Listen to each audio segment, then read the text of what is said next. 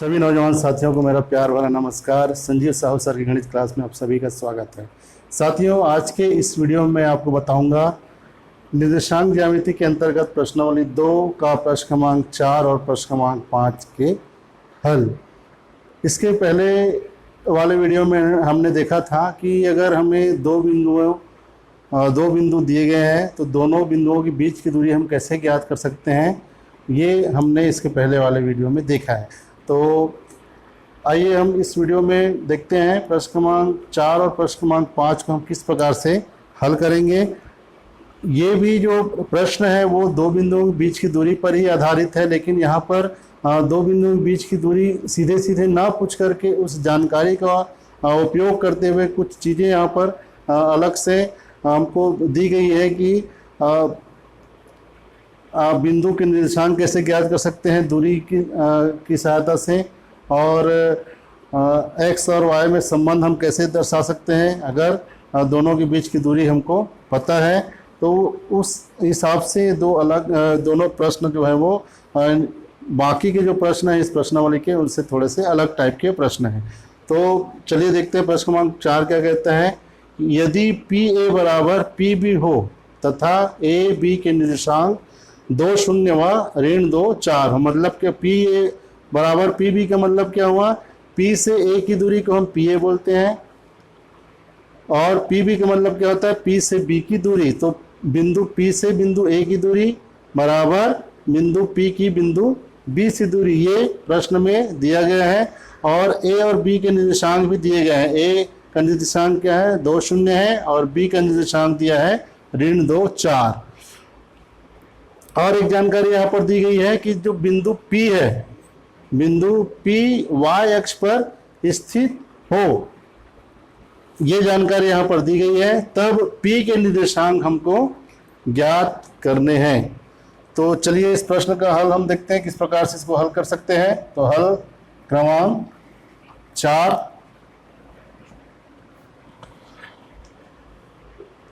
जो जानकारी दी गई है उसको हम पहले लिख लेते हैं। दिया है, क्या दिया है, बिंदु ए का निर्देशांक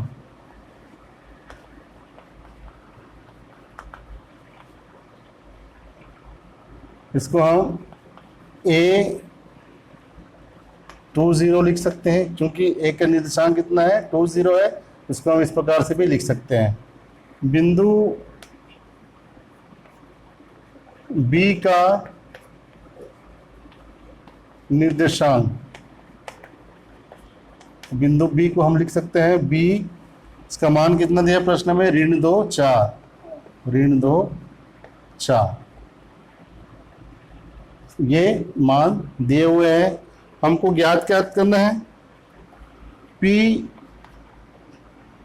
का मान क्या होगा, ये हमको ज्ञात करना है। बिंदु P का निर्देशांक, इसको आप ऐसे लिख सकते हो,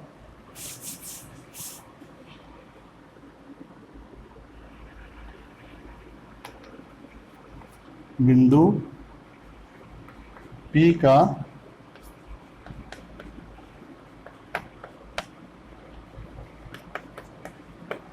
निर्देशांक बराबर क्वेश्चन मार्क, मतलब हमको बिंदु P का निर्देशांक ज्ञात करना है।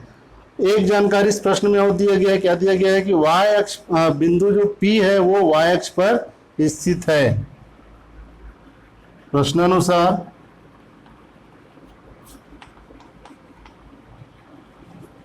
बिंदु P y अक्ष पर स्थित है। इससे हमको क्या जानकारी मिलती है, हम ये जानते हैं कि किसी भी बिंदु का निर्देशांक जब कोई बिंदु y अक्ष पर स्थित हो तो उसका जो भुज का मान है, मतलब x का मान, वो हमेशा 0 होता है। अतः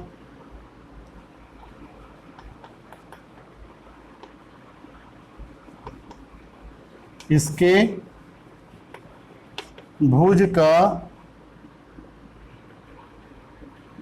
भुज किसको बोलते हैं,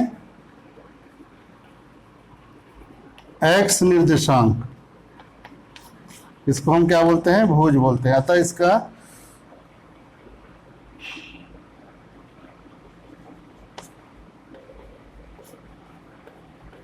शून्य होगा।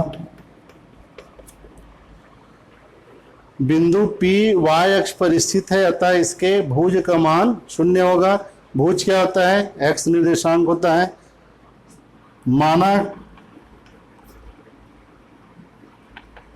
y निर्देशांक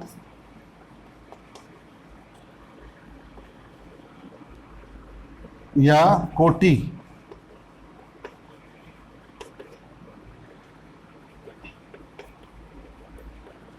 का मान y है, तब बिंदु 0y होगा। एक बार इसको फिर से देख लीजिए। प्रश्नानुसार बिंदु P y अक्ष पर स्थित है। बिंदु P जिसका निर्देशांक हमको ज्ञात करना है वो कहाँ पर स्थित है, y अक्ष पर स्थित है। और हम ये जानते हैं कि किसी भी बिंदु का x निर्देशांक अगर वह बिंदु y अक्ष पर स्थित है तो x निर्देशांक उसका हमेशा क्या होता है, शून्य होता है। और हम ये मान लेते हैं कि y निर्देशांक उस बिंदु P का y निर्देशांक y है, तो बिंदु का निर्देशांक क्या हो जाएगा, शून्य y हो जाएगा। क्यों, क्योंकि भुज का मान शून्य है, क्योंकि बिंदु P जो है वो y अक्ष पर स्थित है, इसलिए भुज का मान शून्य। और कोटि के मान को हमने y मान लिया, इसलिए बिंदु क्या होगा, शून्य y होगा। अब प्रश्नानुसार PA बराबर है PB। पुनः प्रश्नानुसार, पुनः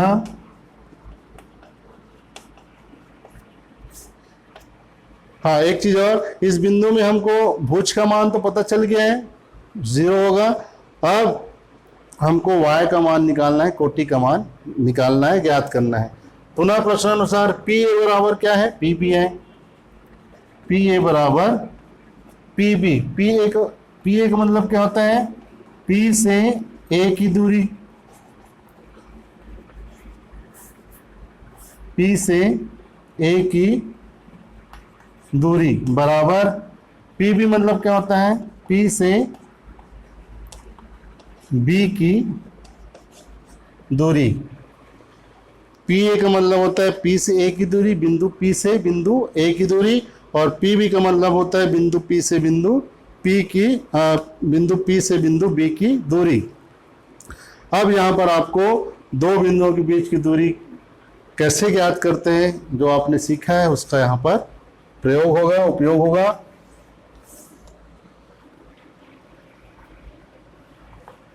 तो इसके लिए सूत्र आपको इसके पहले वाले वीडियो में बताया हूँ आपको। पहला बिंदु मान लो x1 y1 है, और दूसरा बिंदु है x2 y2। तो इसका इन दोनों के बीच की दूरी कैसे ज्ञात करते हैं, x2 माइनस x1 पूरे का वर्ग धन y2 माइनस y1 पूरे का वर्ग। इस सूत्र की सहायता से हम दोनों बिंदुओं के बीच की दूरी ज्ञात करते हैं। अब देखते हैं P से A की दूरी। तो P का निर्देशांक क्या है, 0y है। P बिंदु का निर्देशांक हमने क्या माना है, 0y माना है। और A बिंदु का निर्देशांक क्या है, यहाँ पर 2 0 है। इसका मतलब क्या हुआ, हमको 0 से PA के लिए आप ऐसे लिख सकते हो अपने आप समझने के लिए। अभी PA के लिए जब आप सीख जाओगे तो सब लिखने की भी जरूरत नहीं होगी। PA के लिए पहला बिंदु है, या P बराबर है 0y, और A बराबर कितना है 2 0। और PB के लिए P बराबर 0y, और B बराबर -2 4। अब इन दोनों बिंदुओं की सहायता से हमको दोनों ये दूरी हमको ज्ञात करना है। तो PA बराबर हो जाएगा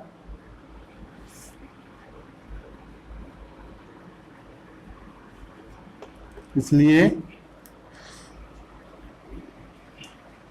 तो ये x1 y1 का मान हो जाएगा, x2 y2 का मान सकते हो, तो 2 - 0 पूरे का वर्ग प्लस 0 - y पूरे का वर्ग। ये इस सूत्र की सहायता से हमने मार्क दिया इसके लिए। फिर बराबर P से A की दूरी इतना हो गया। अब P से B की दूरी ज्ञात करना है, तो P से B की दूरी ज्ञात करना है यहाँ पर। तो ये x2 y2 का मान हो गया, ये x1 y1 का मान हुआ, मान रख देते हैं, तो -2 और ये -0 हो जाएगा पूरे का वर्ग, धन 4 - y हो जाएगा, y2 - y1, 4 - y पूरे का वर्ग। अब इसको हल करना है और y का मान निकालना है।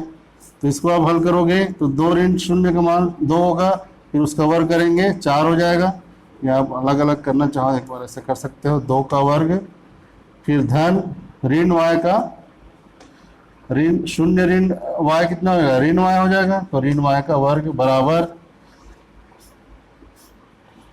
ऋण 2 ऋण 0 कितना, ऋण 2 पूरे का वर्ग, धन 4 ऋण y पूरे का वर्ग, तो a ऋण b पूरे का वर्ग, a ऋण b पूरे का वर्ग का सूत्र लगेगा, बराबर क्या होता है, a का वर्ग धन b का वर्ग ऋण 2ab।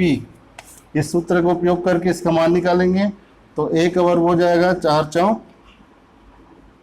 = 16, फिर y का वर्ग, फिर ऋण 2ab, तो ऋण 2 × 4 × y, तो 2 × 4 8 और साथ में y। अब इसको सरल करेंगे तो 2 का वर्ग हो गया 4 और ऋण y का वर्ग धन y होगा, तो हो जाएगा 4 धन y का वर्ग बराबर, यहाँ पे ऋण 2 का वर्ग धन 4 हो जाएगा, फिर धन 16 धन y का वर्ग ऋण 8y। इसको आप चाहो तो एक स्टेप और कर लो, फिर वर्गमूल को हटाना है आपको, तो 4 धन y का वर्ग बराबर, दोनों को जोड़ेंगे तो ये हो जाएगा 20 धन y वर्ग ऋण 8y। यहाँ तक हो गया। अब इसके बाद में आप क्या करेंगे, वर्गमूल हटाने के लिए दोनों पक्षों का वर्ग करेंगे, तो दोनों पक्षों का वर्ग करेंगे तो वर्गमूल हट जाएगा, इधर क्या बचेगा 4 धन y का वर्ग बराबर, इधर क्या बचेगा 20 धन y का वर्ग ऋण 8y। अब आप क्या करेंगे, इधर देखिए धन y वर्ग है, इधर भी धन y वर्ग है, जब आप धन y वर्ग इधर पक्षांतर करेंगे तो ऋण y वर्ग हो जाएगा, तो धन y वर्ग और ऋण y वर्ग दोनों कैंसिल हो जाएगा, तो y वर्ग वाला जो पद है वो खत्म हो जाएगा, 0 हो गया, तो बचा क्या 4, इधर 4 बचा, इधर 20 और ऋण 8y।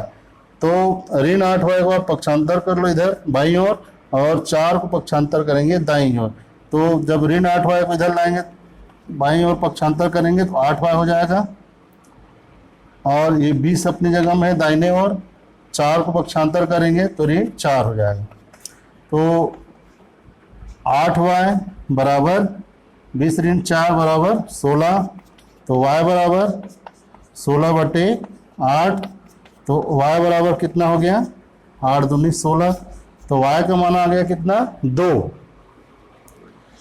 ये जो बिंदु हमने माना था 0y में, y का मान कितना आ गया 2 आ गया, अतः अभिष्ट बिंदु बराबर 0 2 0 2, ये P बिंदु का निर्देशांक हो जाएगा, x का मान 0 और y का मान 2। तो उम्मीद है इस प्रश्न का हल आपको समझ में आएगा, अगर कहीं भी कोई दिक्कत होगी तो आप कमेंट्स लिख करके मुझे आप बता सकते हैं। तो चलिए प्रश्न क्रमांक 5 को देखते हैं।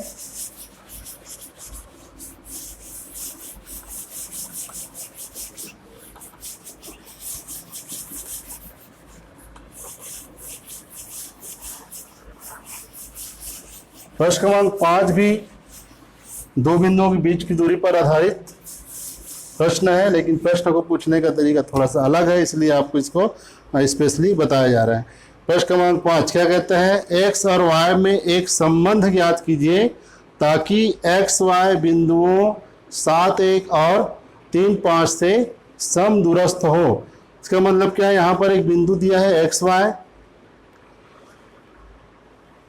7 1 और 3 5, 3 बिंदु दिए गए हैं और ये कहा जा रहा है कि यदि x y बिंदु 7 1 से और बिंदु 3 5 से समदूरस्थ हो, मतलब समान दूरी पर हो, मतलब एक्स वाई की दूरी 7 1 से और एक्स वाई की दूरी 3 5 से, दोनों दूरी आपस में बराबर हो, तब एक्स और वाई के बीच में हमको संबंध ज्ञात करना है। तो चलिए इस प्रश्न का हल कैसे होगा वो देखते हैं। हल क्रमांक 5।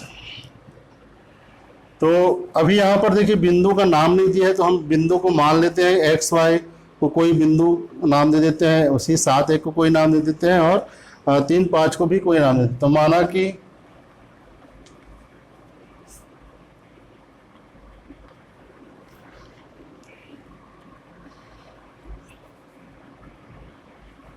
बिंदु P बराबर है एक्स वाई को हमने P मान लिया। बिंदु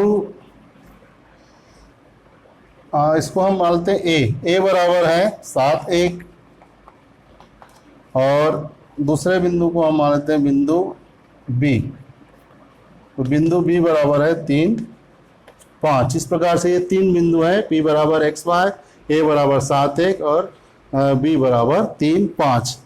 प्रश्नानुसार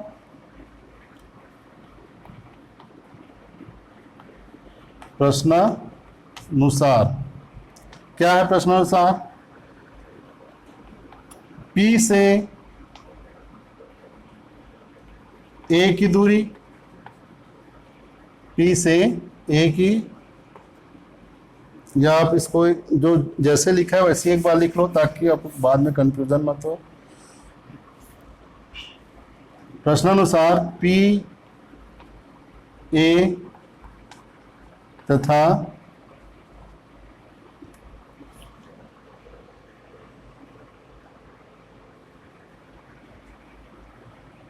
A तथा B से समदूरस्थ है। प्रश्नानुसार बिंदु P A तथा B से समदूरस्थ है। बिंदु P A तथा B से समदूरस्थ है, मतलब P से A की दूरी बराबर P से B की दूरी, यही मतलब हुआ इसका। P A तथा B से समदूरस्थ है, इसका मतलब क्या हुआ, P से A की दूरी और P से B की दूरी दोनों आपस में बराबर होंगे।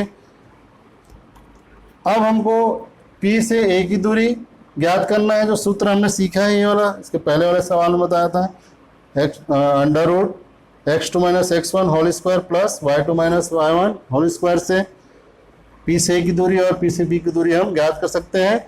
और हमको ज्ञात क्या करना है, x और y में संबंध ज्ञात करना है। तो जब आप इन दोनों दूरियों को लेकर के चलेंगे तो ऑटोमेटिकली वो जो संबंध है वो आपको प्राप्त हो जाएगा। तो चलिए P से A की दूरी ज्ञात करते हैं। इसमें हम देखते हैं, इसको आप x2 y2 ले लो, ये x1 y हो गया, तो यहाँ पर x2 माइनस x1 बराबर हो जाएगा 7 - x whole square plus y2 - y1 के लिए क्या हो जाएगा 1 - y whole square equal to P से B की दूरी, ये P है और ये B है, तो 3, ये x2 y2 हो गया और ये x1 y1, तो 3 - x और 5 - y, तो 3 - x whole square plus 5 - y whole square, ये हो जाएगा। अब इसको हम सरल कर लेते हैं, तो ये बार बार वर्गमूल को हमको लेकर चलना पड़ेगा, उससे अच्छे क्या करें, दोनों पक्षों का वर्ग कर देते हैं तो वर्गमूल हट जाएगा। उसको आप चाहो तो एक लाइन यहाँ पर लिख सकते हैं, दोनों पक्षों का वर्ग करने पर, उसके बाद में आप इस वर्गमूल को हटा सकते हैं। तो उसको मैं लिख नहीं रहा हूँ, आप चाहे तो इसको लिख लीजिएगा। कि दोनों पक्षों का वर्ग करने पर ये लिखेंगे, उसके बाद में वर्गमूल हट जाएगा। अब बचेगा क्या, तो 7 ऋण x पूरे का वर्ग धन 1 माइनस वाई स्क्वायर, और इधर क्या बचेगा 3 minus X square plus 5 minus Y square. अब इसको सरल करना है, तो ये फिर से वही a ऋण b a माइनस b पूरे का वर्ग बराबर, आपको बता दें इसके पहले, a वर्ग ऋण b वर्ग a वर्ग धन b वर्ग ऋण 2ab से, तो ये हो जाएगा 7 का वर्ग धन x का वर्ग ऋण 2 गुणित 7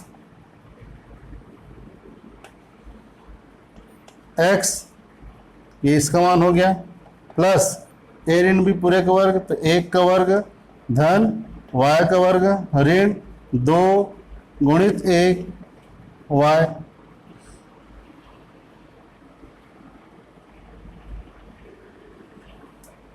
फिर बराबर इसको लेंगे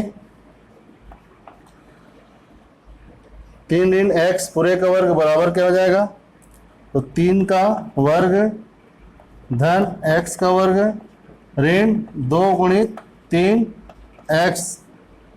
अब 3 गुणित x क्यों नहीं लिख रहा हूँ, क्योंकि उसको सभी लोग जानते हैं 3x का मतलब 3 गुणित x ही होता है। वैसे यहाँ पर 1y मतलब 1 गुणित y, वहाँ यहाँ पर 7x मतलब 7 गुणित y, 2 गुणित 7 गुणित y, 2 गुणित 1 गुणित y, यहाँ पे 3 गुणित 3 गुणित x। वैसे यहाँ 5 ऋण y पूरे का वर्ग बराबर, तो 5 का वर्ग धन y का वर्ग ऋण 2 गुणित 5 गुणित y मतलब 2 गुणित 5y।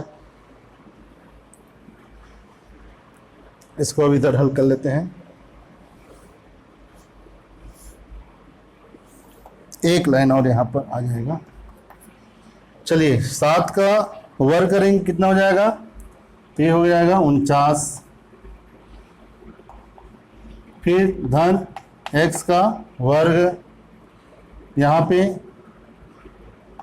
2 सत्ते 14x, फिर 1 का वर्ग 1 धन y का वर्ग ऋण 2 एकम 2y बराबर 3 का वर्ग कितना हो जाएगा, इसको आप नीचे लाइन में से लिख लो बराबर करके, तो बाया पक्ष और दाया पक्ष एक साथ हो जाएगा। 3 का वर्ग 9 धन x का वर्ग, यहाँ हो जाएगा 2 तिया 6, तो 6x, फिर 5 का वर्ग हो जाएगा 25, फिर क्या बच गया y का वर्ग, और ये 2 गुणित 5 2 पंच 10, और ये गुणित y, तो ऋण 10y।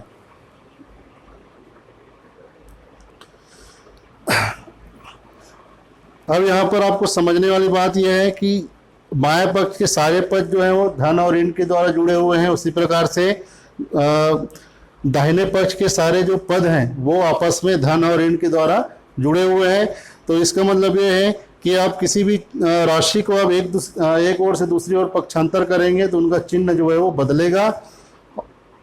जैसे यहाँ पर धन x वर्ग है, उसको आप पक्षांतर कर देंगे तो ऋण x वर्ग हो जाएगा, और ये इस धन x वर्ग के साथ में वो कैंसिल हो जाएगा। उसी प्रकार y वर्ग जो इधर प्लस y वर्ग है, धन y वर्ग है, उसको आप पक्षांतर करेंगे, ये बराबर का चिन्ह है तो इधर आ जाएगा, पक्षांतर करेंगे तो ऋण y वर्ग हो जाएगा, और इस धन y वर्ग के साथ में वो शून्य हो जाएगा। तो इसका मतलब ये है कि जो वर्ग वाला पद है वो भी अब इसको अगले जो स्टेप है उसमें आप उसको ख़त्म कर सकते हैं। तो अगला जो स्टेप होगा उसमें आप क्या करेंगे, जो चीज़ें आपस में जुड़ रही हैं उनको आप जोड़ दीजिए।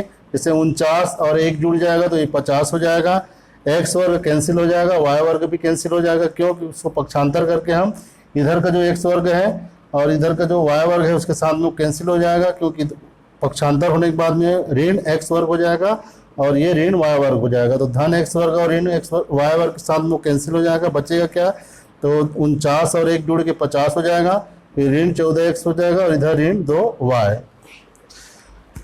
तो अगला स्टेप हो जाएगा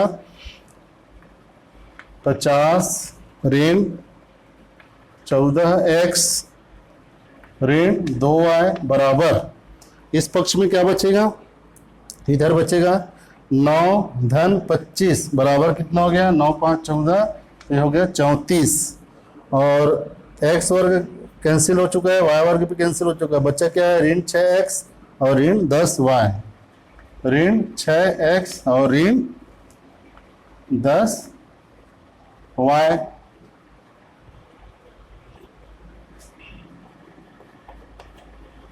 इन सबको भी इधर पक्षांतर कर लो।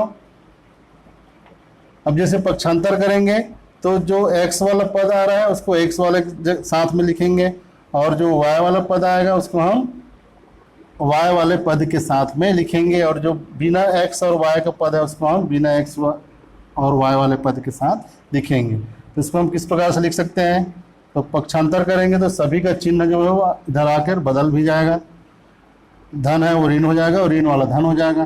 तो 50 के साथ हम किसको लिखेंगे, 34 को, पक्षांतर हो जाएगा तो ऋण 34 हो जाएगा। फिर ऋण 14x, फिर x वाला पद को इधर पक्षांतर करेंगे तो हो जाएगा धन 6x। फिर इधर और क्या बचा है, ऋण 2y। अब y वाले पद को पक्षांतर करेंगे, ऋण 10y है, इधर पक्षांतर होकर के हो जाएगा 10y। अब सारी चीज़ें पक्षांतर हो गए, इधर राइट हैंड साइड में क्या बचेगा, बराबर 0 बचेगा। 50 में आप 34 को घटाएंगे कितना बचेगा, 16 बचेगा। ऋण 14x धन 8x बराबर कितना हो जाएगा, धन 6x बराबर कितना हो जाएगा, तो ये हो जाएगा ऋण 8x हो जाएगा। ऋण 14x धन 6x बराबर ऋण 8x। ऋण 14 में 6 को घटा देंगे, 8 बचेगा, और इसका चिन्ह क्या है, ऋण है, बड़ी संख्या का, इसलिए ऋण 8x हो जाएगा। फिर ऋण 2y धन 10y, यहाँ भी हम 10 से 2 को घटाएंगे तो 8 बचेगा, और इसका चिन्ह बड़ी संख्या का चिन्ह धन, इसलिए यहाँ भी धन 8y हो जाएगा बराबर 0। तीनों में 8 कॉमन निकलेगा, 8 कॉमन निकाल लो, यहाँ क्या बचेगा 2, यहाँ क्या बचेगा x, यहाँ क्या बचेगा धन y, तो बराबर 0। 8 को पक्षांतर करेंगे, 0/8 हो जाएगा। 2 ऋण x धन y बराबर 0/8, तो ये हो जाएगा 2 ऋण x धन y बराबर 0/8 का मान कितना होता है, 0 ही होता है। जब भी हम कोई इस प्रकार से कोई समीकरण लिखते हैं तो जनरली x को हम शुरू में लिखने का प्रयास करते हैं, और x का चिन्ह जो है वो धनात्मक होना चाहिए। इसके लिए क्या करेंगे, इस समीकरण में ऋण चिन्ह से गुणा कर देंगे, तो ये हो जाएगा जो धनात्मक राशि है वो ऋणात्मक हो जाएगा, और जो ऋणात्मक वो धनात्मक हो जाएगा। तो ऋण x धन x हो जाएगा, फिर धन y ऋण y हो जाएगा, और धन जो है वो ऋण 2 हो जाएगा बराबर 0 हो जाएगा। तो इस प्रकार से ये जो समीकरण हमको मिला है, x ऋण y ऋण 2 बराबर 0, x और y में अभिष्ट संबंध होगा। यही x और y में अभिष्ट संबंध होगा।